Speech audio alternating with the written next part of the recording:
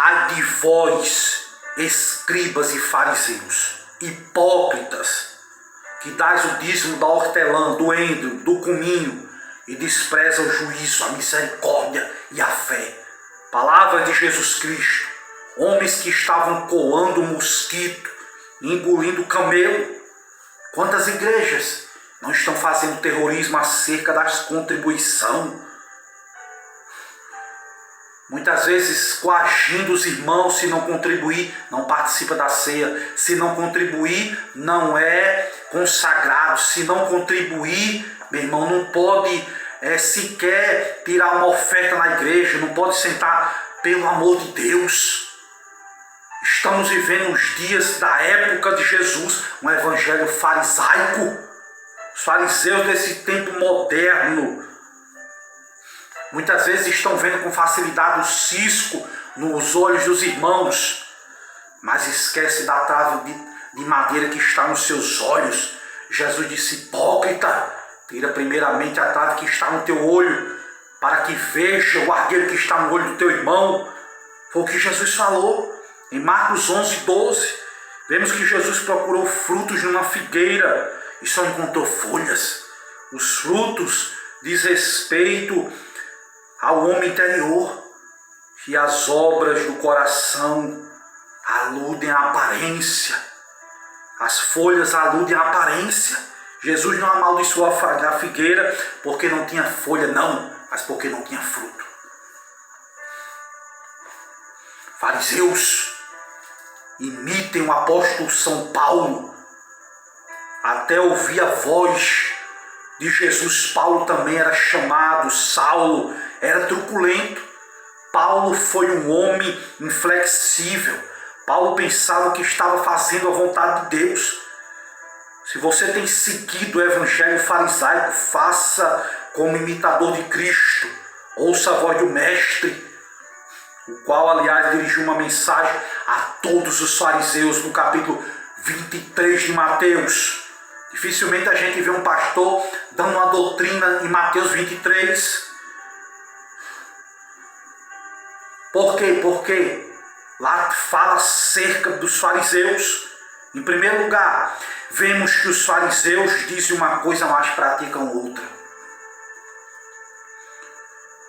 É como se afirmassem: faça o que eu mando, mas não faça o que eu faço. Aprendamos com Jesus que fazia e ensinava. É por isso pôde dizer: eu vos dei o exemplo, para que como assim eu fiz, vós façais também. Foi palavra de Jesus. Em Mateus 23 nós vemos que os fariseus põem fardos pesados sobre as pessoas. Eles mesmos, disse Jesus, não movem nem com o dedo, mas vive exigindo das pessoas uma ordenança originada nas suas cabeças. Em terceiro lugar, nós vemos que os fariseus são vaidosos, eram soberbos. Tudo o que eles faziam era para serem vistos pelos homens. Amavam os lugares de destaque, os títulos. Quantos hoje não agem assim? Fulano tal, PhD, THD, senhores doutores, esquecem que vocês são servos de Jesus Cristo. É melhor ser chamado de SHD, servo humilde de Deus. Aí uma sigla para os fariseus: SHD, servo humilde de Deus.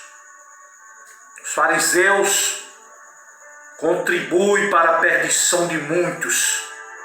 A palavra de Deus diz que devamos salvar a nós e aos que nos ouvem, tendo cuidado de nós mesmos e da doutrina.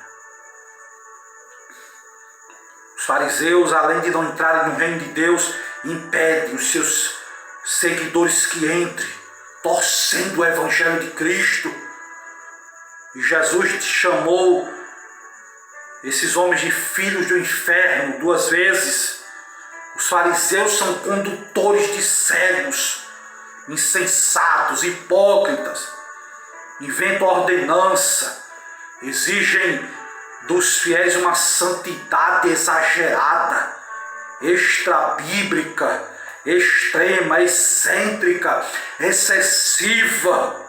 Que Deus tenha misericórdia desse povo e dos seus seguidores. Quem tem ouvidos que ouça o que o Espírito diz às igrejas. Será que Paulo era um homem extremista? Não. Paulo muitas vezes é considerado como extremista, como machista, como homem iracundo. Não. É porque a mensagem de Paulo não agradava a muitos. A realidade é essa. O fato de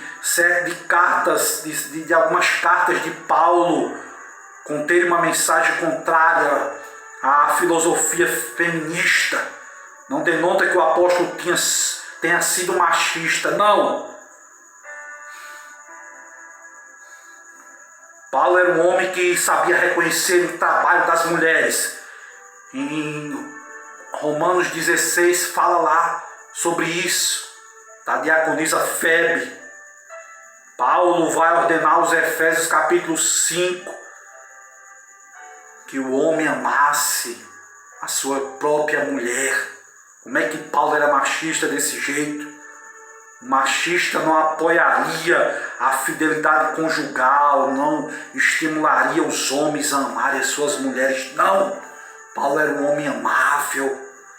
Paulo aos Coríntios escreveu no capítulo 2, na segunda carta: porque em muita tribulação, angústia de coração vos escrevi, com muitas lágrimas, não para que vos ficassem tristes, não, mas para que conhecesses o amor que abundantemente vos tenho.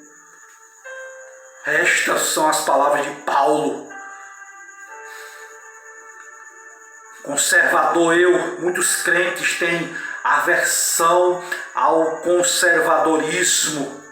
Pensam que conservador é aquele crente estereotipado, inimigo de tudo que é novo, que parece viver no seu mundinho, como se pertencesse a uma religião ascética. Não! Conservador não significa ter uma falsa santidade, não. Conservador é bíblico. Olha o que a Bíblia diz em 2 Timóteo capítulo 1, versículo 13. Conserva o modelo das sãs palavras que de mim tens ouvido, na fé, no amor que há em Cristo Jesus. É bíblico ser conservador. O verdadeiro conservador não segue o evangelho farisaico, pois não é fanático, não se opõe a tudo que é novo, não. Deus, nesses últimos dias, quer que nós conservemos o modelo das sãs palavras, a santidade, a pureza, a boa consciência, a fé. Não devemos ser demasiadamente santo demais, não. A Bíblia diz que a nossa luz deve resplandecer diante dos homens. Devemos ser pessoas equilibradas. Que Deus possa nos guardar em nome de Jesus. Que Deus possa te abençoar em Cristo Jesus. Que nós possamos ver pessoas como conservadores, pessoas que sejam luz do mundo, sal da terra. Que a nossa luz possa resplandecer diante dos homens para que glorifiquem a Deus. Amém.